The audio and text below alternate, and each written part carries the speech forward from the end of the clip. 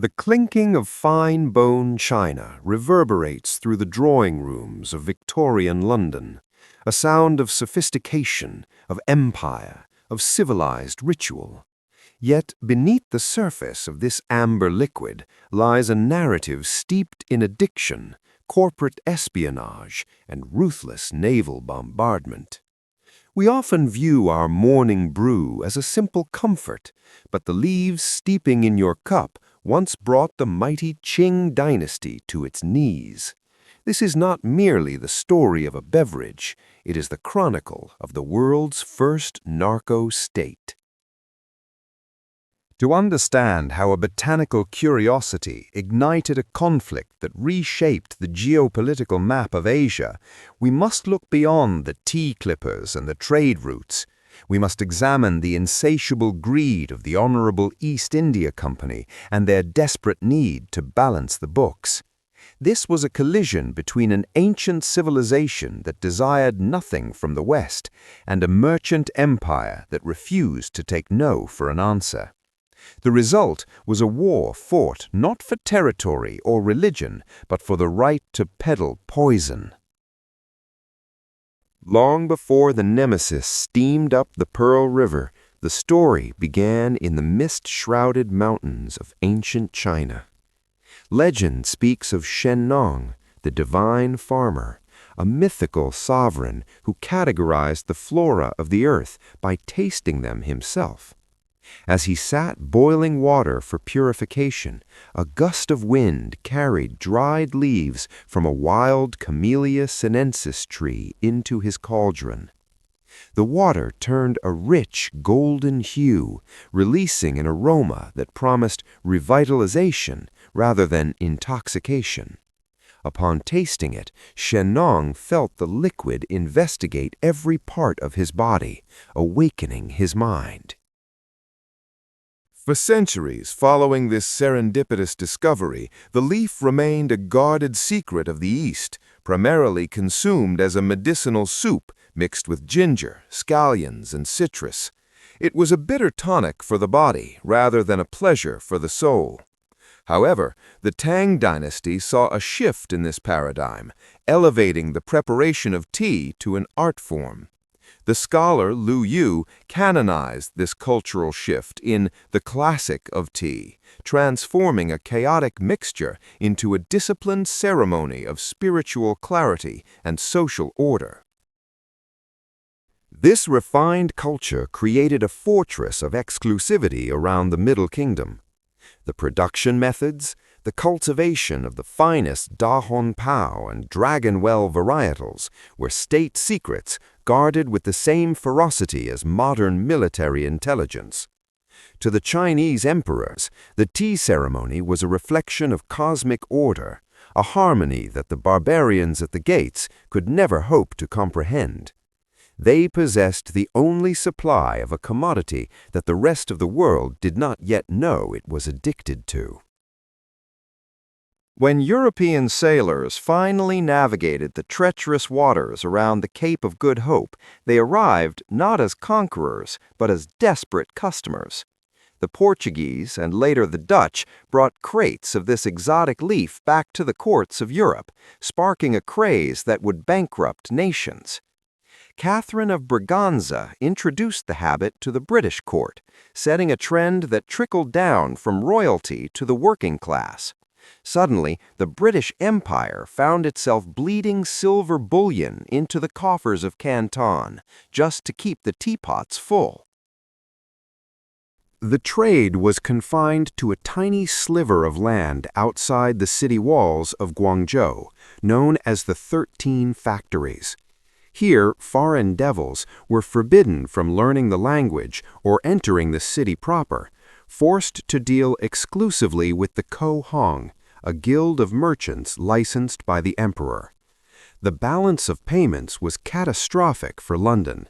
The Chinese had little use for British wool or scientific instruments. They demanded payment in hard currency. Millions of Spanish silver dollars flowed east, threatening to destabilize the Bank of England and collapse the British economy under the weight of its own thirst. Desperation breeds innovation, however dark that innovation may be. In the conquered fertile plains of Bengal, the East India Company discovered a crop that could reverse this tide of silver. They turned the agricultural might of India toward the cultivation of Papaver somniferum. The processing factories in Patna churned out sticky balls of raw opium, stamped with the company seal, destined not for medicine, but for the pipe. They had found the ultimate commodity, a product that created its own demand, ensuring that once a customer bought it, they would return with a desperate, shaking need for more.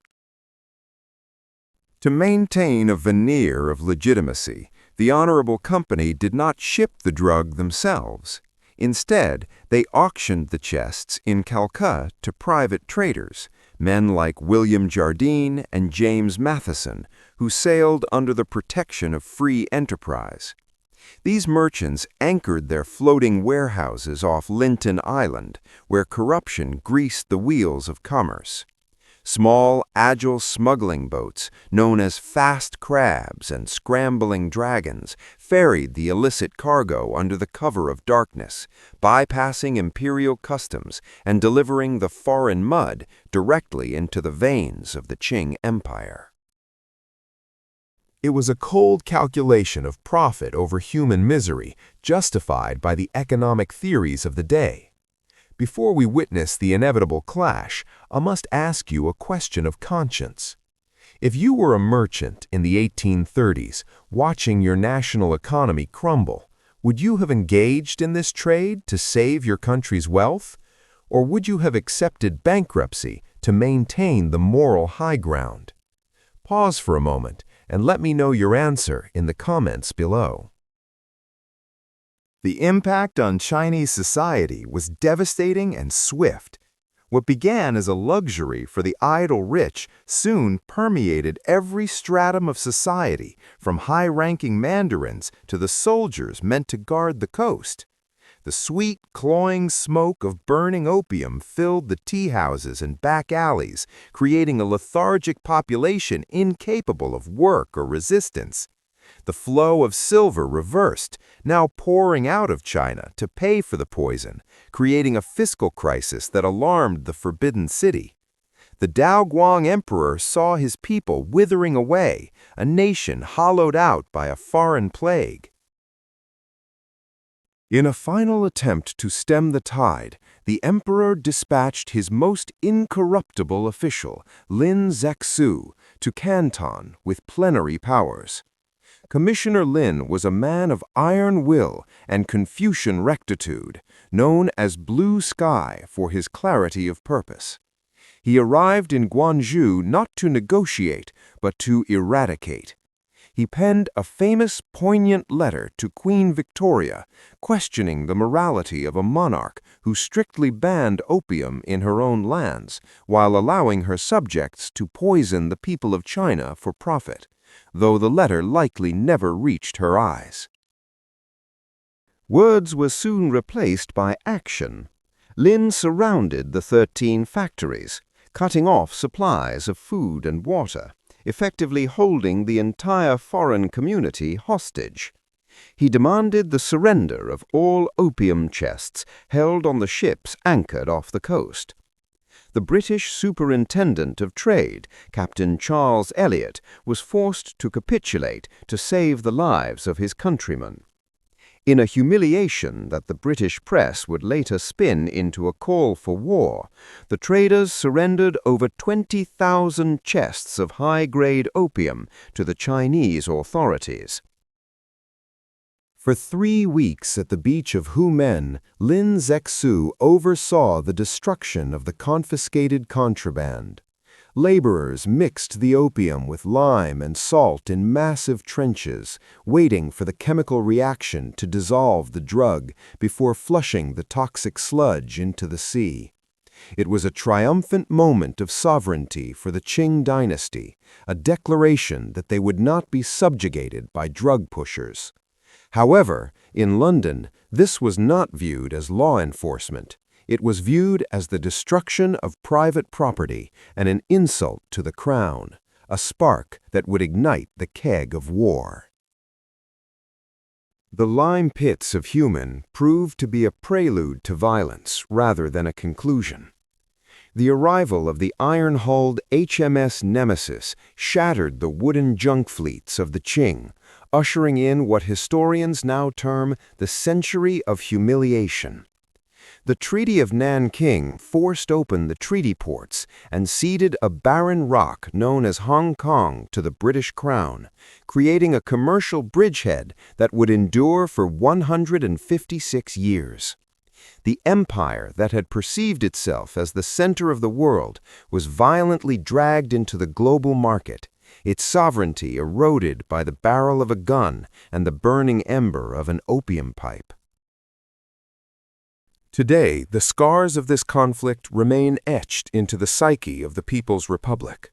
Walk along the Bund in Shanghai or visit the National Museum of China near Tiananmen Square, and you will find that the Opium Wars are not remembered as a distant trade dispute, but as the primary catalyst for modern Chinese nationalism. The narrative of victimization at the hands of Western imperialism drives much of the geopolitical friction we witness in the 21st century. The statue of Lin Zexu stands tall in Fuzhou, a permanent sentinel reminding the populace that the price of weakness is subjugation. History possesses a dark sense of irony, however. The dynamic of pushing chemical dependency for profit has not vanished. It has merely changed actors and chemical formulas. In a grim reversal, the West now grapples with its own crises of addiction, fueled by synthetic compounds that flow through the very supply chains established during the era of the clipper ships. The insatiable hunger for commodities, whether it be tea, silver, or narcotics, continues to dictate the rise and fall of powers. We are still trapped in the same mercantile web, trading health for wealth, justifying the human cost with the cold logic of the ledger. When we sit down to enjoy a quiet afternoon infusion, we rarely consider the blood that watered the soil where the Camellia sinensis grows. The story of the Opium Wars forces us to confront the uncomfortable truth that the refinements of civilization are often built upon a foundation of barbarism. The porcelain cup is delicate, but the hands that delivered it were stained with soot and sin. It serves as a stark reminder that in the chaotic theater of empire, morality is frequently the first casualty of commerce, and the line between merchant and criminal is often just a matter of perspective. As we close the book on this chapter of imperial ambition, I leave you with one final query to ponder. Do you believe that modern multinational corporations operate with a higher moral standard than the East India Company, or have we simply become better at hiding the consequences of our consumption? I look forward to reading your insights in the discussion below. If you found value in this investigation, consider subscribing to join us for our next journey into the shadows of the past. Until then, keep questioning the narrative.